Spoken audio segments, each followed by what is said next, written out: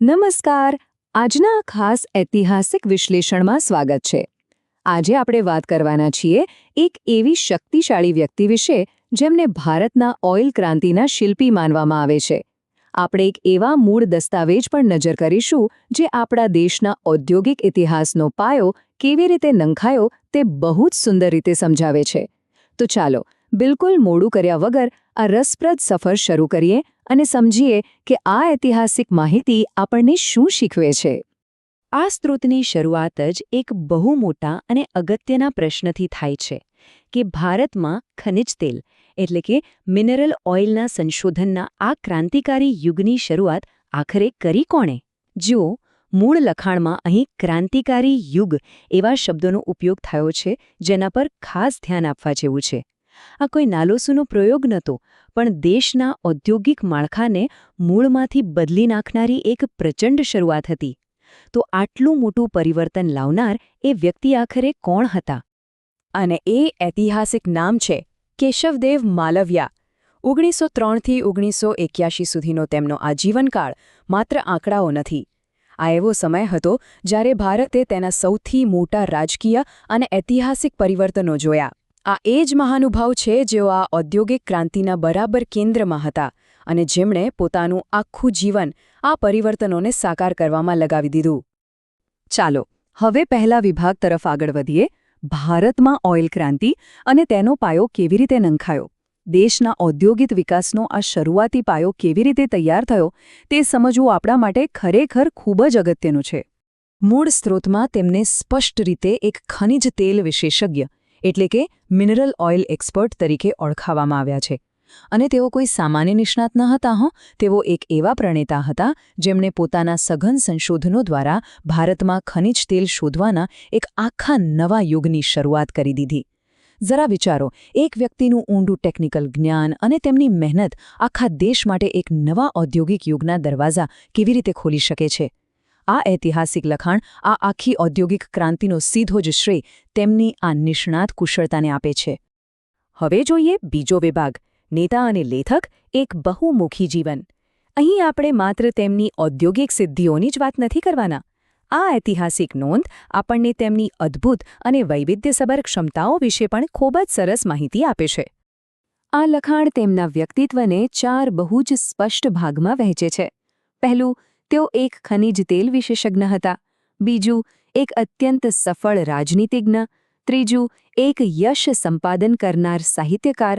અને ચોથું, મૂળભૂત રીતે એક ઉમદા વ્યક્તિ. છે ને કમાલની વાત? એક બાજુ તેઓ જમીનના પેટાળમાં છુપાયેલા ઓઇલના ટોચના નિષ્ણાત હતા અને બીજી બાજુ રાજકારણ જેવા કઠિન મેદાનમાં પણ એટલા જ સફળ હતા.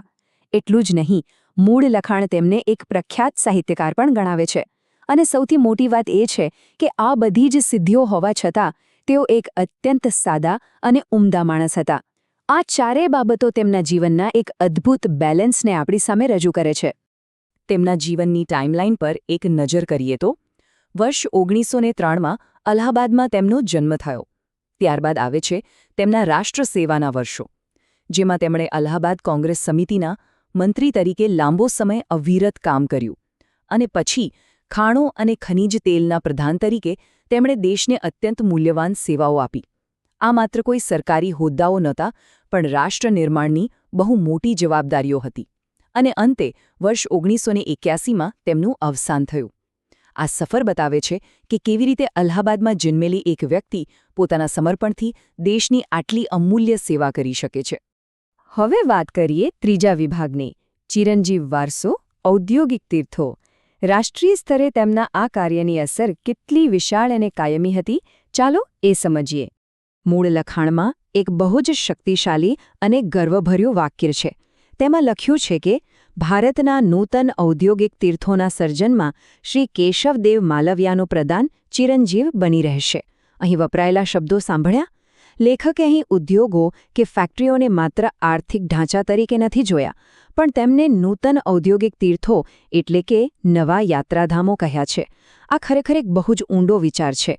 આ સ્પષ્ટ કરે છે કે તેમનું કાર્ય માત્ર વ્યાપાર નહોતો, પણ દેશના વિકાસ અને આત્મનિર્ભરતા માટેનું એક પવિત્ર કાર્ય હતું. અને એટલે જ સ્ત્રોત કહે છે કે તેમનું આ ઔદ્યોગિક યોગદાન ઇતિહાસમાં હંમેશ માટે અમર એટલે કે ચિરંજીવ રહેવાનું છે. વિકાસને આવા પવિત્ર દૃષ્ટિકોણથી જોવો એ ખરેખર એક અદ્ભુત બાબત છે. આટલો ઊંડો આદરભાવ વ્યક્ત કર્યા પછી આ ઐતિહાસિક નોંધ એક અંતિમ હકીકત સાથે શાંતિથી પૂરી થાય છે. 27 મે 1981ના રોજ તેમનો દેહાંત થયો. જુઓ, ઇતિહાસની નજરે જોઈએ તો આ માત્ર કેલેન્ડરની કોઈ એક તારીખ નથી. આ એક એવા યુગનો અંત છે જેણે આપણા દેશને આધુનિકતા, સંશોધન અને ઔદ્યોગિક સ્વાવલંબનના રસ્તે ચાલતા શીખવ્યું. આ એક બહુમુખી પ્રતિભા ધરાવતા રાષ્ટ્ર નિર્માતાની વિદાયની નોંધ છે.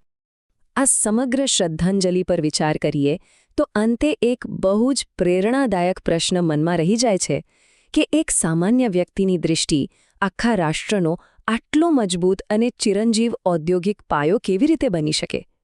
આ વિશ્લેષણ પરથી એ વાત એકદમ સાફ થઈ જાય છે કે જ્યારે કોઈ વ્યક્તિમાં નિષ્ણાત જ્ઞાન, અવિરત દેશસેવાની ભાવના, એક સાહિત્યક દૃષ્ટિકોણ અને ઉમદા ચરિત્ર ભેગા થાય છે ને, ત્યારે તે માત્ર ઇતિહાસના પાનાઓ પૂરતા સીમિત નથી રહેતા, પણ આવનારી પેઢીઓ માટે એક અત્યંત મજબૂત રાષ્ટ્રનું નિર્માણ કરે છે.